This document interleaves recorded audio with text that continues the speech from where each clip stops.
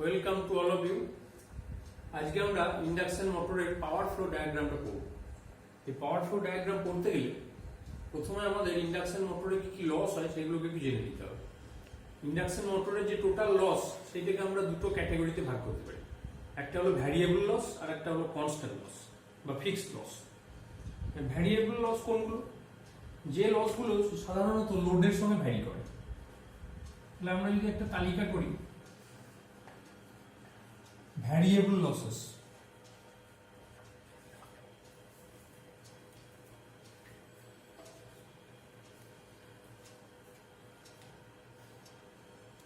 তার মধ্যে নিশ্চয়ই কপার লস গুলো আসবে, কারণ কপার লসটা কারেন্টের উপর ডিপেন্ডেন্ট।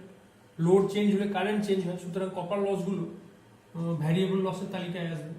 তাহলে প্রথম ভ্যারিয়েবল লস হলো স্টেটর কপার লস।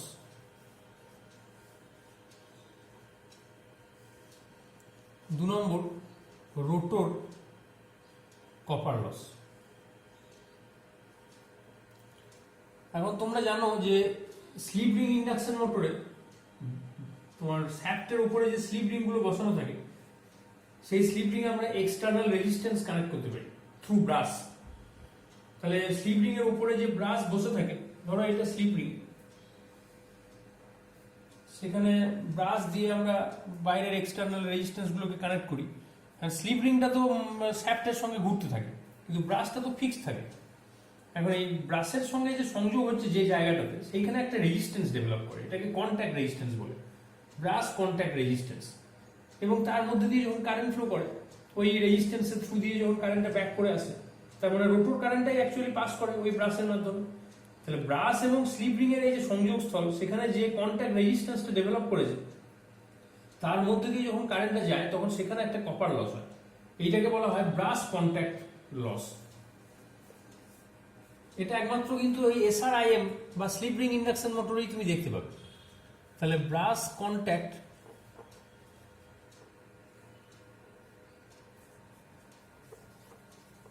লস, এটাও কিন্তু one kind of copper loss.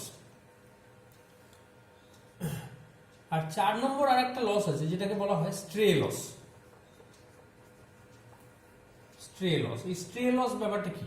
স্ট্রে loss ব্যাপারটা হলো যে ধরো নর্মাল যে লসগুলোর কথা আমরা জানি, কপার লস বা কোর লস বা আয়রন লস বা তোমার ফ্রিকশনাল লসেস, এইগুলো হচ্ছে প্রথাগত লস। এগুলো বেশিরভাগ রোটেটিং মেশিনে এই লসগুলো থাকে। এই লসগুলোর বাইরে কিছু লস আছে যে লসগুলোকে সঠিকভাবে ক্যালকুলেট করা যায় না, কিন্তু সেই লসগুলো হয়।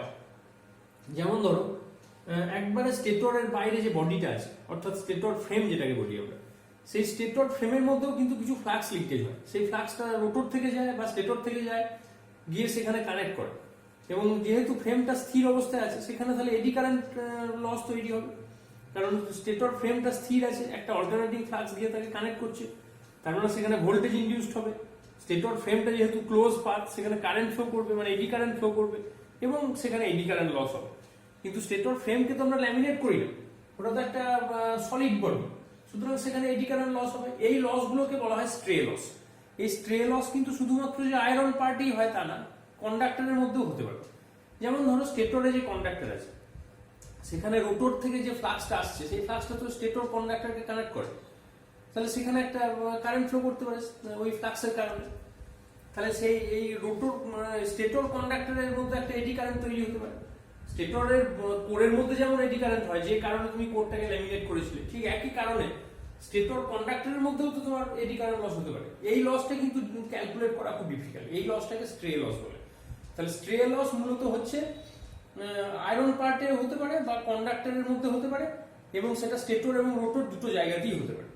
এটার পরিমাণ যদিও খুব সামান্য, কিন্তু স্টিল এটা একটা লস, এবং এটা ভ্যারিয়েবল লস। তাহলে এই 4টি হচ্ছে মোট ভ্যারিয়েবল লস। তাহলে স্ট্রে লসটা কিন্তু আয়রন পার্টে যেমন হবে, আয়রন পার্ট অ্যান্ড ওয়াইন্ডিং, এই দুটো জায়গাতেই এই স্ট্রে লসটা হয়। এটা স্টেটরেও হয়, রোটরেও হয়। এর পাশাপাশি কিছু ফিক্সড লস আছে যেগুলো কিন্তু লোডের সঙ্গে ভ্যারি করে না।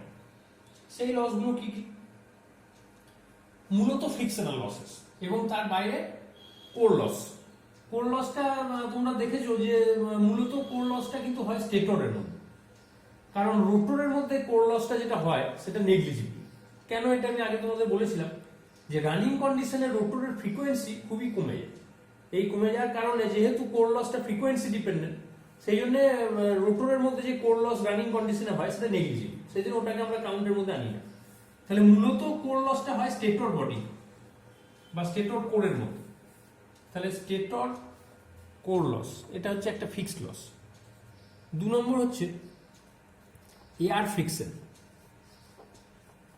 মানে এয়ার গ্যাপের মধ্যে যে রোটর ঘুরছে তার মানে এয়ারের সঙ্গে রোটরের একটা ফ্রিকশন হচ্ছে, এটাকে এয়ার ফ্রিকশন লস বলা হয়, অথবা এর আরেকটা নাম আছে যেটাকে বলে উইন্ডেজ লস। এটা কিন্তু একটা ফিক্সড লস। 3 নম্বর হলো বিয়ারিং ফ্রিকশন লস, মানে বিয়ারিং অ্যাকচুয়ালি রোটরটাকে ধরে রাখে, মানে শ্যাফট গুলোকে ধরে রাখে। তাহলে শ্যাফটের দুটো টার্মিনাল বিয়ারিং এর মধ্যে ঢোকানো থাকে, তাহলে টোটাল রোটরের যে ওয়েট সেটা কিন্তু ওই শ্যাফটের মাধ্যমে বিয়ারিং এর উপর গিয়ে পড়ে এবং সেখানে ফ্রিকশন হয়। এই বিয়ারিং ফ্রিকশনটা কিন্তু তোমার বিয়ারিং ফ্রিকশনাল লস, এটা কিন্তু একটা কনস্ট্যান্ট লসের মধ্যে পড়ে। আর 4 নম্বর একটা লস আছে, যে লসটা এই ব্রাশে এখানে হয়, ব্রাশটা তো ঘষা খায়, স্লিপ রিংটা ঘুরছে, ব্রাশটা স্থির আছে, তার মানে ওখানে একটা ফ্রিকশনাল ফোর্স হচ্ছে, ব্রাশ ফ্রিকশন যেটাকে বলে, এবং সেটা শুধুমাত্র SRIM এ তুমি দেখতে পাবে, স্কুইরেল কেজে তুমি দেখতে পাবে না। তাহলে সেটাকে আমরা বলি ব্রাশ ফ্রিকশন লস। এটা হচ্ছে SRIM অনলি। তাহলে SRIM এ তুমি দুটো জিনিস পেলে, একটা এই ব্রাশ কন্ট্যাক্ট লস বলে যেটা বলেছিলে সেখানে সেটা শুধু SRIM এ হবে, আর এই ব্রাশ ফ্রিকশন লস এইটা SRIM হবে। SCIM যেটা স্কুইরেল কেজ ইন্ডাকশন মোটর, সেখানে তো কোনো ব্রাশ নেই, সুতরাং এই ব্রাশ রিলেটেড যে লসগুলো সেগুলো কিন্তু SCIM এ তুমি দেখতে পাবে। তাহলে এই হচ্ছে তোমার ইন্ডাকশন মোটরের যাবতীয় লস। এই লসগুলোকে নিয়ে যদি আমরা একটা পাওয়ার ফ্লো ডায়াগ্রাম করি, যে কোথায় কত পাওয়ার দিলাম, সেখান থেকে কোন পাওয়ার বেরিয়ে গেল, আলটিমেটলি থাকলো কত, এইভাবে যদি পাওয়ারটা কিভাবে স্টেটর থেকে আস্তে আস্তে শ্যাফটের দিকে যাচ্ছে সেটাকে যদি একটা চার্টের আকারে আমরা আঁকি, একটা ব্লক ডায়াগ্রামের আকারে, তাহলে সেইটাকে বলা হবে পাওয়ার ফ্লো ডায়াগ্রাম। আমি সেইখানটাতে আসতে চাইছি। তাহলে একটা ইন্ডাকশন মোটরে প্রথমে আমরা পাওয়ারটা দিই কোথায়? ধরো আমি কতগুলো ব্লক করলাম। ফার্স্ট ব্লকটা হচ্ছে স্টেটর,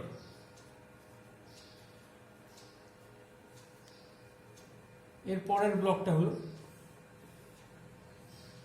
রোটর,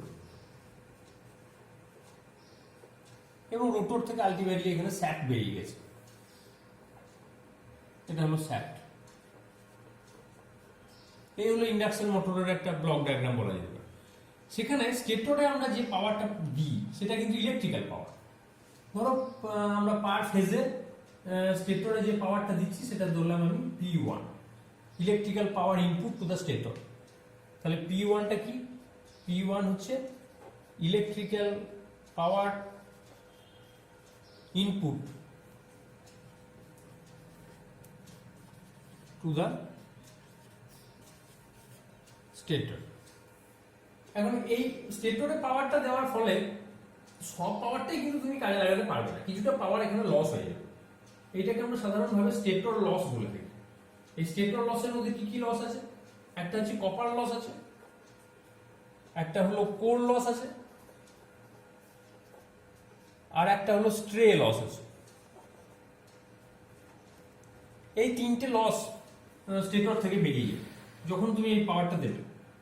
আলটিমেটলি এই লসগুলো বেরিয়ে যাওয়ার পর যে পাওয়ারটা পড়ে থাকবে সেই পাওয়ারটাই কিন্তু রোটরে প্রবেশ করবে, মানে সেটা রোটরের ক্ষেত্রে ইনপুট। তাহলে স্টেটরের যেটা আউটপুট সেটা রোটরের ক্ষেত্রে ইনপুট, এবং স্টেটর এবং রোটরের মাঝে এই জায়গাটা হচ্ছে এয়ার গ্যাপের জায়গা।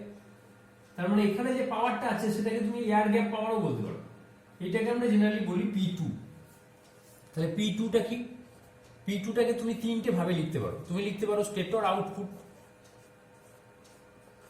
আউটপুট পাওয়ার, আবার তুমি লিখতে পারো রোটর ইনপুট পাওয়ার, আবার তুমি লিখতে পারো এয়ার গ্যাপ পাওয়ার।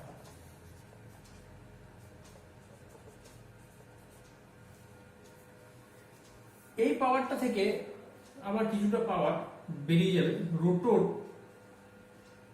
কপার লস হিসেবে। রোটর কোর লসটা আমি নেগলিজিবল বলেছি, সেটা হবে না। আর রোটরে কিছু স্ট্রে লস আছে, সেই লসটা এখান থেকে বেরিয়ে যাবে। এইটা বেরিয়ে যাওয়ার পর যে লস যেটা পড়ে থাকবে, যে পাওয়ারটা, সেটাই হচ্ছে রোটরের মেকানিক্যাল পাওয়ার। মানে রোটর যে মেকানিক্যাল পাওয়ারটা, ইলেকট্রিক্যাল পাওয়ার থেকে মেকানিক্যাল পাওয়ার ডেভেলপ করবে রোটর। তাহলে যে মেকানিক্যাল পাওয়ারটা ডেভেলপ করতে পারবে রোটর, পিএম, সেই পাওয়ারটা তুমি পাবে। মানে পি2 থেকে যদি এই লসটা বাদ দিয়ে দাও, তাহলে যে পাওয়ারটা পড়ে থাকবে that will B converted to the mechanical power. এবং মেকানিক্যাল পাওয়ার যখনই তৈরি হবে তখন শ্যাফট ঘুরতে শুরু করবে। শ্যাফট ঘুরতে শুরু করার পর এখান থেকে আবার একটা পাওয়ার বেরিয়ে যাবে, যেটাকে আমরা বলি frictional losses. Frictional losses, frictional মানে উইন্ডেজ লস ইত্যাদি, বিয়ারিং ফ্রিকশন, এইসব। এই লসগুলো বেরিয়ে যাওয়ার পর আলটিমেটলি যে পাওয়ারটা পড়ে থাকবে সেটাকে তুমি আইদার তুমি বলতে পারো আউটপুট পাওয়ার, নেট আউটপুট পাওয়ার, অথবা তুমি বলতে পারো পি শ্যাফট বা শ্যাফট পাওয়ার। তাহলে পুরো পাওয়ার ফ্লো ডায়াগ্রামটা আমি তোমাদের একবার বুঝিয়ে দিই কোনটা কি। পিএমটা হচ্ছে এখানে মেকানিক্যাল পাওয়ার ডেভেলপ,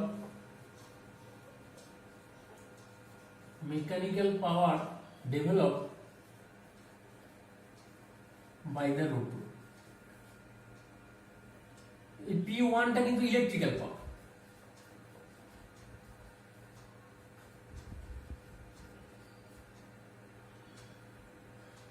আচ্ছা, পি আউট যেটা বা পি শ্যাফট বা পি আউট যেটাই বলবে তুমি, এই পাওয়ারটা হচ্ছে শ্যাফট পাওয়ার। এটা one kind of mechanical power. তাহলে এই হচ্ছে তোমার টোটাল পাওয়ার ফ্লো ডায়াগ্রাম। এই পাওয়ার ফ্লো ডায়াগ্রামটা যদি তুমি একদম ছবির মতো মনের মধ্যে বসিয়ে নাও, তাহলে তোমার এখান থেকে কিন্তু প্রচুর ফর্মুলা এখান থেকে তুমি ডিরাইভ করতে পারবে, এবং ইকুইভ্যালেন্ট সার্কিটটা পড়তে গিয়েও তোমার অনেক সুবিধা হবে। তাহলে পাওয়ার ফ্লো ডায়াগ্রামটা ভালো করে তোমরা রেডি করে নেবে। রেডি করে নিলে এখান থেকে আমরা কিছু ইকুয়েশন ডিরাইভ করব, এবং ফাইনালি এখান থেকে অনেক নিউমেরিক্যাল প্রবলেমে আমরা যেতে পারবো। এইটা তাহলে নিশ্চয়ই বুঝতে পেরেছো পুরো জিনিসটা। এর পরের পার্টে আমরা প্রথমে ইকুইভ্যালেন্ট সার্কিটের একদম বেসিক জায়গাটা একটু বলে দিতে চাইছি। ধরো শুধু সেকেন্ডারি পার্টটা আমি আছি। সেকেন্ডারি পার্টে যদি রানিং কন্ডিশনের কথা ভাবি,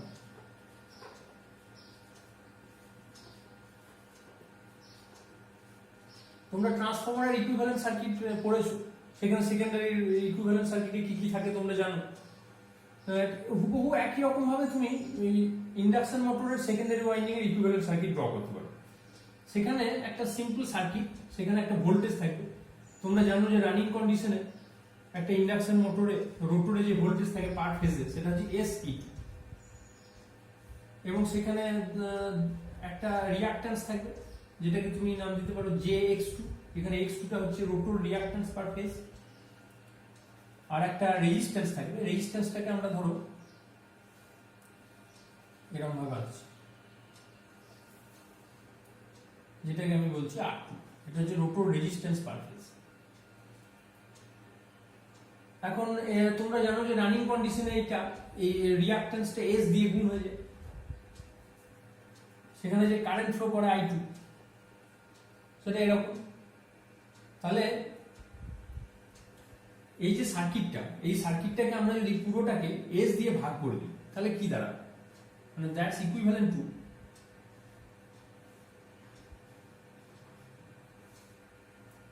এখানে ভোল্টেজটা হবে E2,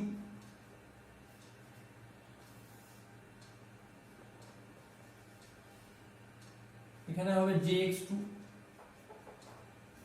এটা I2, আর এটা R2/S। এবং যেহেতু S টা স্পিডের উপর ডিপেন্ডেন্ট, মানে স্পিড চেঞ্জ হলে S চেঞ্জ হয়ে যায়, সেই জন্য এই পার্টটাকে আমি ভ্যারিয়েবল বলবো। তাহলে এই হলো তোমার সেকেন্ডারি ইকুইভ্যালেন্ট সার্কিট।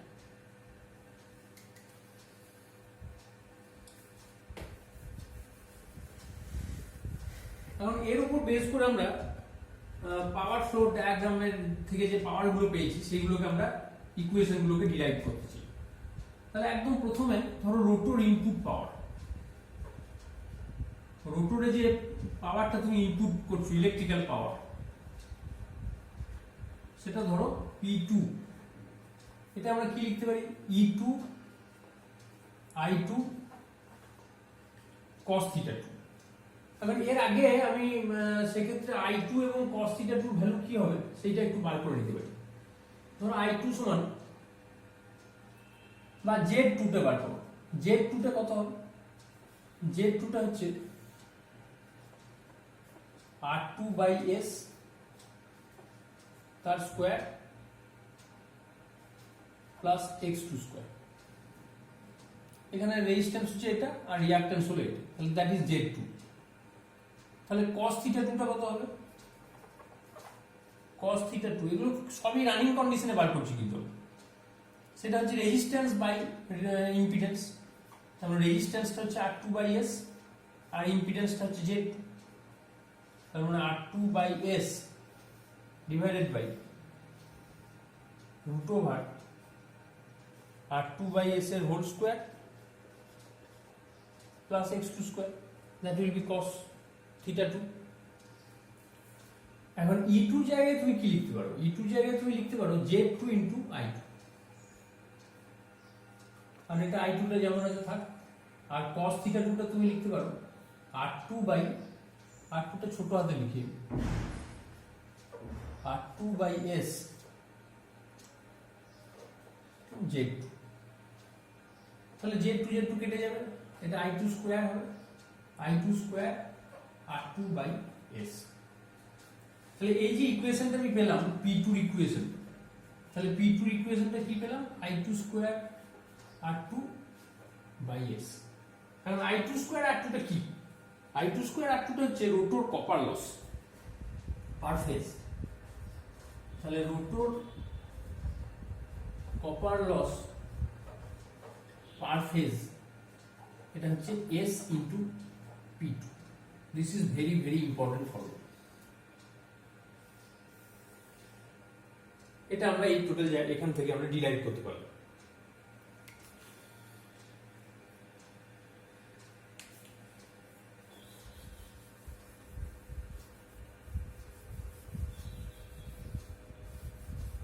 এরপরে তুমি আবার পাওয়ার ফ্লো ডায়াগ্রামটাতে ফিরে যাও। পাওয়ার ফ্লো ডায়াগ্রামে দেখো যে রোটরে যে পাওয়ারটা তুমি ইনপুট করেছিলে সেখান থেকে রোটর কপার লসটা বেরিয়ে যাওয়ার পর যে পাওয়ারটা পড়েছিল সেটা মেকানিক্যাল পাওয়ার ডেভেলপ।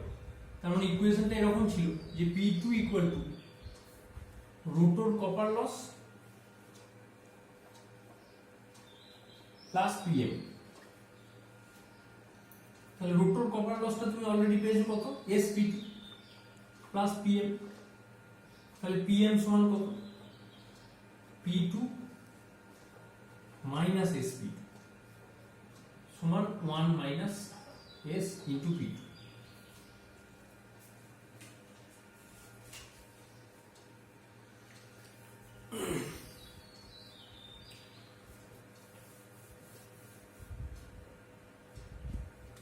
এখন তার মানে এটা কিন্তু আরেকটা তাহলে কি কি ইকুয়েশন পেলাম সেটা আমরা একটা পাশে লিখে রাখি।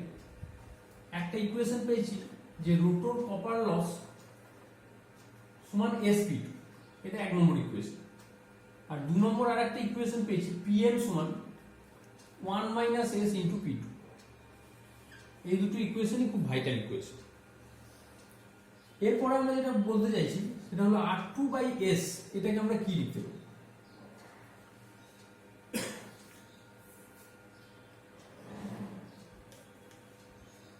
এটাকে যদি এইরকম ভাবে লেখো যে R2/S সমান R2 প্লাস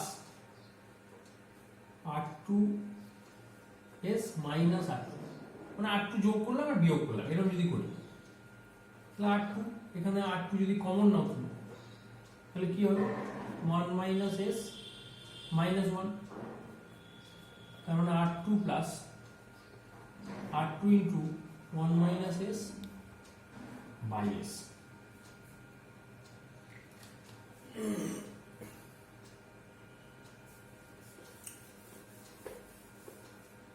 তাহলে যে ইকুইভ্যালেন্ট সার্কিটটা আমরা এঁকেছিলাম সেটা আমি আরেকবার এখানে এঁকে দেখিয়ে দিচ্ছি তোমাকে।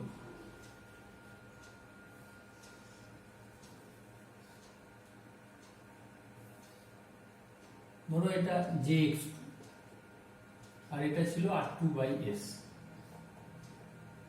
এখানে ছিল E2 আর এটা ছিল I2।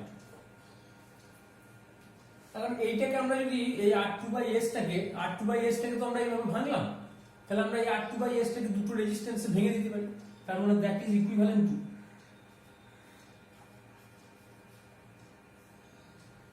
ধরো এখানে একটা রেজিস্ট্যান্স আনলাম R2 আর এখানে একটা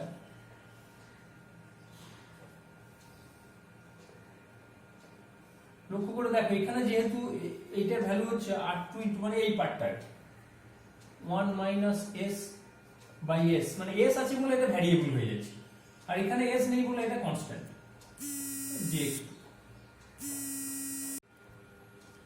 তাহলে এখানে দেখো যে এই যে ইকুইভ্যালেন্ট সার্কিটটা, এটা নিশ্চয়ই বুঝতে পেরেছো। তার মানে এই রেজিস্ট্যান্সটাকে আমরা দুটো পার্টে ভেঙে দিলাম, একটা R2 আর একটা R2 × 1 - S/S। তাহলে এই পার্টটা আমার এখন আর দরকার নেই। এই পার্টটা যদি আমি একটু মুছে দিই, তাহলে ধরো এই পার্ট, এখান থেকে আমি যদি দুটো সাইডকে আমি I2² দিয়ে গুণ করি, তাহলে কি পাচ্ছি? I2² R2/S সমান I2² R2 plus I2² R2/S × 1 - S।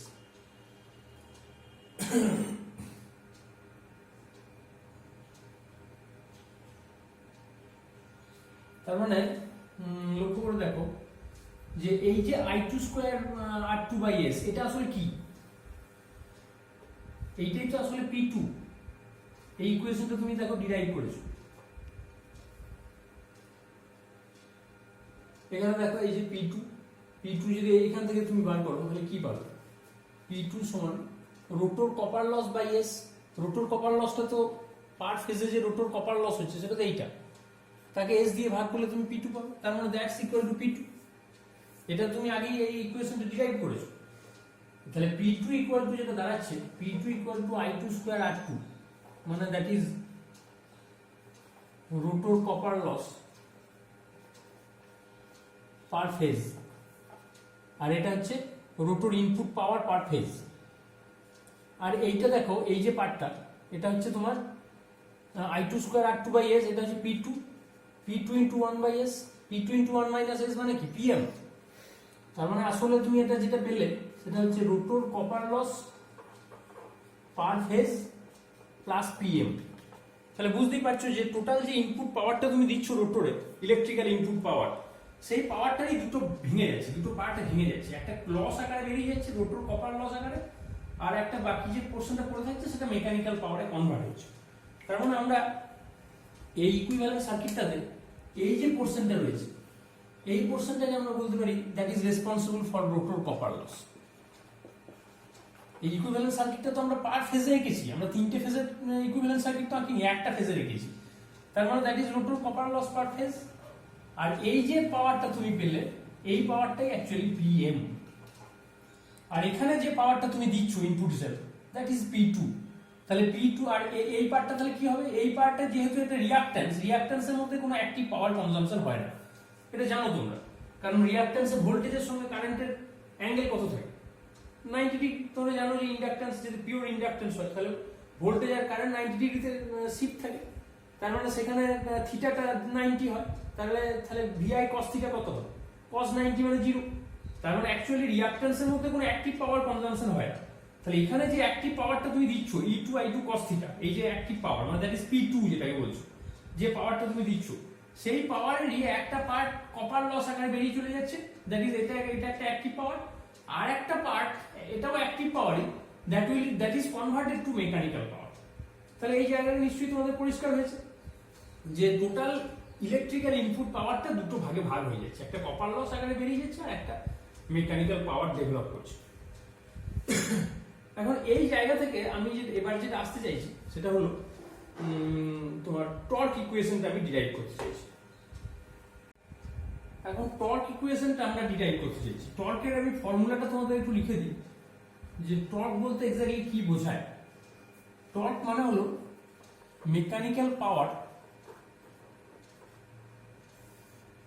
divided by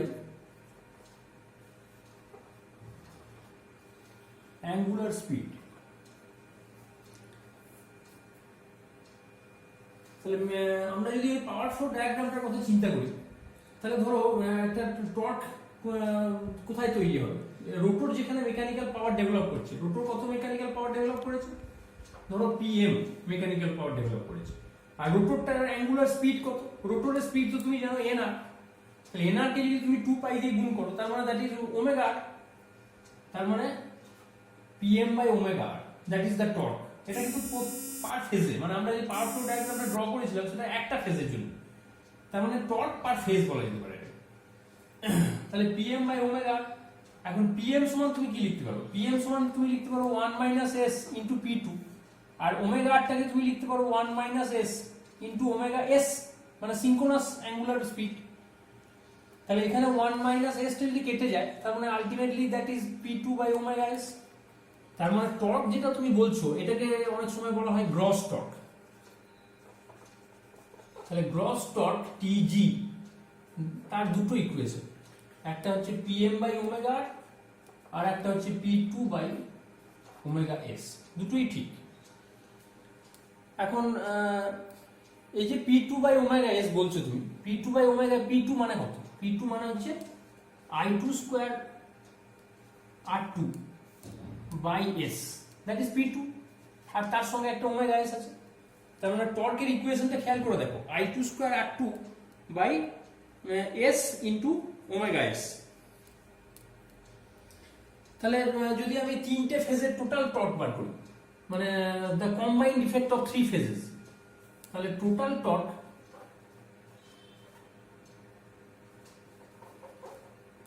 in running condition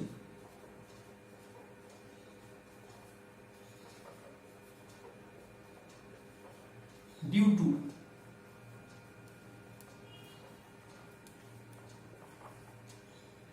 the combined effect of 3 phases,